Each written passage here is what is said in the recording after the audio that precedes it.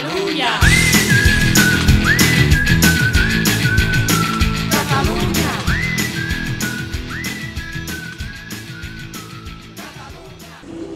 I wish I had you in Carrickfergus, only 4 nights in Ballygrand.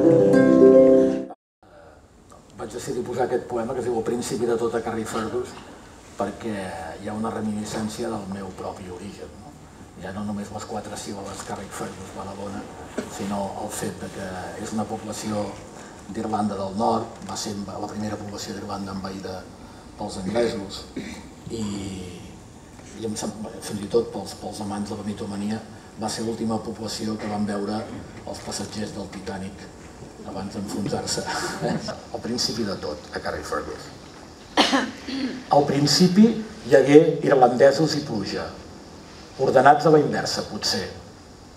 Era quan jo solia ser gaèlic i corria pels camps i jugava a posar en filera les pedres. No s'acabaven mai, soterrades o bé fent paret al costat d'un camí amb roderes encara hi han de ser.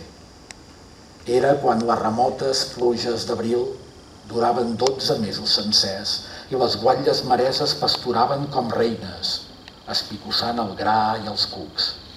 Quan la infantesa era un espai humit i estret, per la finestra del qual, darrere els vidres molls i prement-hi el nas, es contemplava el món.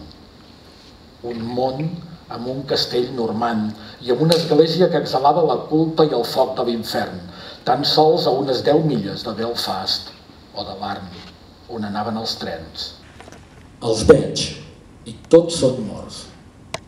Canten a cor al pub, balades irlandeses, impetuosos i homèrics amb la gerra a la mà i tresquen pels camins saltant rius amb salmons, tanques de pedra seca, apartant argelagues enfurismats, perplexos, riallers, arquetips plens de vida.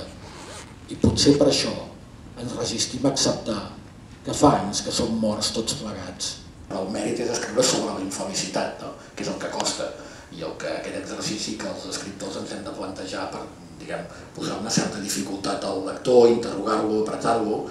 Afamagat, l'amor devora allò que un dia vam conèixer, les molles delicioses i els cors se'n van amunt, les freixures i els ossos suren com astronautes en un espai ingràvid, mentre esperen que arribin els instants enganyosos com replans d'una escala i tot seguit, judici i exculpació, o bé martiri, infern i glòria, fins que una veu els diu el preu que pagaran, però ells són lluny i no la senten per sort seva.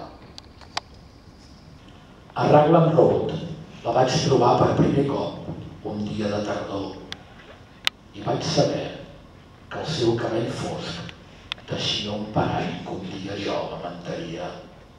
Vaig adonar-me del perill, però malgrat això vaig agafar el camí encisador i vaig dir: deixem que el dolor sigui una fulla de tardor quan clareix el dia. I em vaig adonar, o em va semblar interpretar, que el que feien era buscar la llum. I se'm va acudir que això era una mica la metàfora de la humanitat, no?